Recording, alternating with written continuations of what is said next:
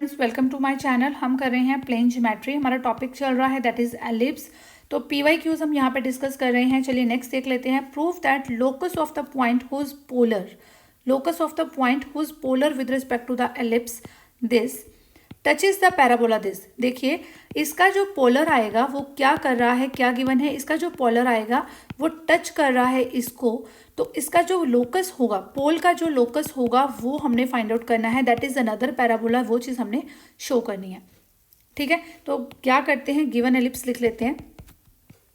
Given ellipse is X square upon A square plus Y square upon B square is equal to 1। अब हम पोल ले लेते हैं। अगर हमें पोल पता होगा फिर हमें पोलर पता चलेगा। लेट पोल इज, कौन सा पोल है, दैट इज x1 y1।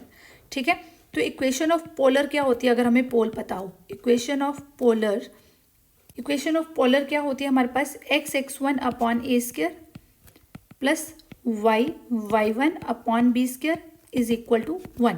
ये हमारे पास होती है इक्वेशन ऑफ पोलर।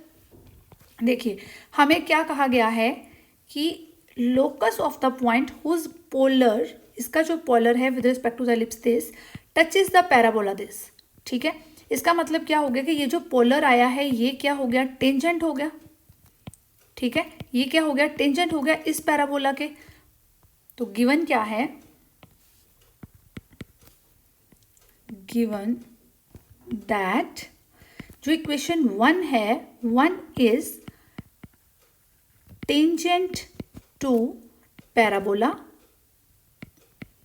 पैराबोला की इक्वेशन क्या है, Y square is equal to 4kx।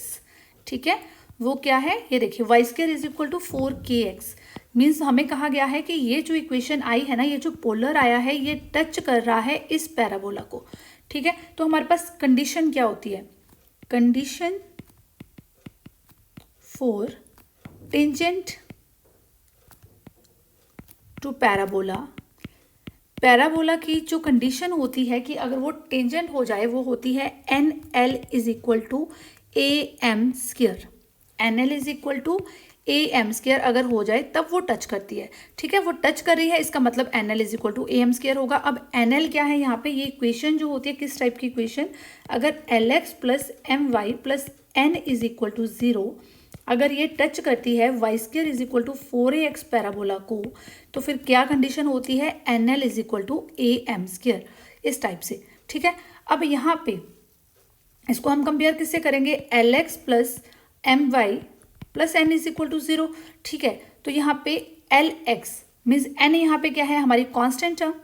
N का क्या है हमारे पास, हमारी कांस्टेंट टर्म। तो हम इसको क्या करेंगे, ये LX plus MY plus N वाली इक्वेशन होती है, तो ये इक्वल टू 1 है, यानी कि ये -1 होना चाहिए, इक्वल टू 0 इस टाइप की इक्वेशन है। तो N की वैल्यू क्या आएगी, दिस विल बी -1। अगर मैं L की बात करूँ that will be coefficient of X, तो x1 अपॉन ए स्क्वायर। ठीक है, समझ आ गई। अब मैं A की बात करूं, A कहाँ से आया, पैराबोला से, y square is equal to 4AX इस तरह का पैराबोला होता है, यानी कि A की वैल्यू यहाँ पे क्या आ गई, दैट इज K। और M स्क्वायर, M यहाँ पे क्या है, कोएफिशिएंट ऑफ Y, तो ये क्या आ जाएगा, y1 अपॉन बी स्क्वायर। तो यहाँ पे इसका स्क्वायर करना है, हमारे पास आ जाएगा y1 का स्क्वायर अपॉन क्या आ जाएगा, b⁴। ठीक है, बस अब हम इसको सॉल्व कर लेंगे तो हमें देखते हैं कि हमें कोई पैराबोला मिलता है या नहीं मिलता है। अब यहाँ पे आप सिर्फ y1 स्क्वायर रहने दीजिए, क्योंकि हमें पता है कि हमारे पास पैराबोला की इक्वेशन या तो होती है Y square is equal to 4AX, y square is equal to -4AX, या फिर इक्वेशन होती है x square is equal to 4AY, या फिर x square is equal to -4AY। इस तरह के पैराबोलाज होते हैं हमारे पास। ठीक है, तो हम मान लेते हैं कि यहाँ पे हम सिर्फ y1 स्क्वायर, अब यहाँ पे y1 स्क्वायर मिल रहा है तो हम y स्क्वायर को एक साइड पे रहने देते हैं, बाकी सबको दूसरी साइड कर लेते हैं। -1 x1 upon A square into b⁴ upon k is equal to y1 square. ठीक है, अब ये इक्वेशन हमारे पास किस तरह की बन रही है, देखिए पैराबोला जैसी इक्वेशन ही आ रही है, -b⁴ अपॉन ए स्क्वायर k इंटू x1। ठीक है, तो ये किस टाइप की इक्वेशन आ गई, इस टाइप की इक्वेशन ही आ गई, y square is equal to -4AX इस टाइप की इक्वेशन आ गई।